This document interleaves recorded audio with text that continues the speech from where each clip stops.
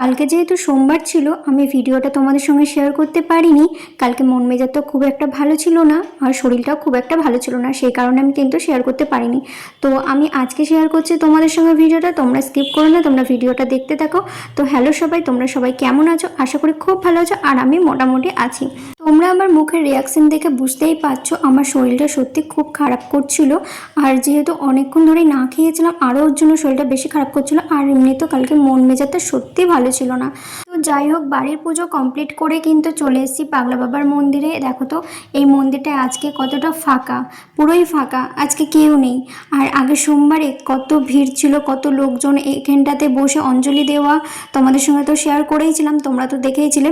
আর আজকে দেখো পুরো ফাঁকা, ফাঁকাতেই পুজো দিচ্ছিলাম আমি। আর কিন্তু নিচটাতে কিছুজন ফুল টুলগুলো সব সাজাচ্ছিল, হয়তো মানে সাজিয়ে দেবে মন্দিরটা, তার জন্য হয়তো অনেক ফুল, রজনীগন্ধা থেকে শুরু করে অনেক রকমের ফুল নিয়ে সব বসেছিল, বসে কিন্তু সাজাচ্ছিল সমস্ত, দেখলাম।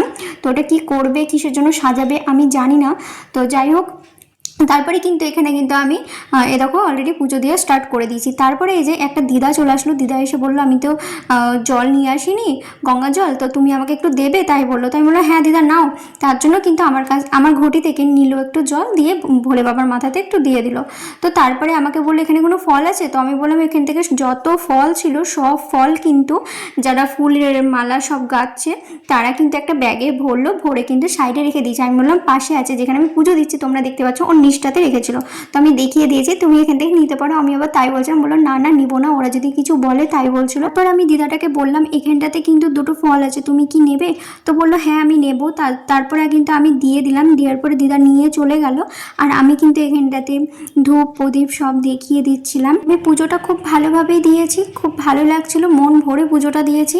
দেওয়া কমপ্লিট হয়ে যাওয়ার পর তারপরে এই যে ভোলে বাবাকে জড়িয়ে ধরে মানে এভাবে প্রণাম অনেক দিন পর করলাম, যেহেতু 5টা সোমবার প্রচণ্ডই ভিড় ছিল জানো শ্রাবণ মাসের, সেজন্য কিন্তু এরকমভাবে ধরে তো প্রণাম করা যায়নি। আর প্রচণ্ড ভিড় ছিল, তোমাদের সঙ্গে তো শেয়ার করেছি। তো আমার পুজো দেওয়া কমপ্লিট হয়ে যাওয়ার পর তারপরে আর একজন চলে এসেছিলো পুজো দিচ্ছিল। তো আমার তো পুজো দেওয়া কমপ্লিট হয়ে গেল, আমি তারপরে কিন্তু বেরিয়ে পড়লাম।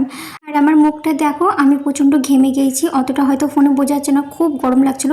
আমি আবার বেরোনোর সময়তে ক্লিপটা আবার মাথা মানে চুল থেকে খুলে নিয়েছি, আমিও না সেই একদম।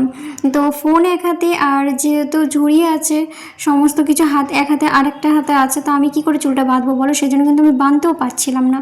তো কিছু তো করার নেই, এভাবে আমি বাড়ি যাচ্ছিলাম। তো ব্লগটা কেমন লাগলো অবশ্যই তোমরা কমেন্ট করে জানিও। আজকের মতো সবাইকে টাটা, বাই বাই।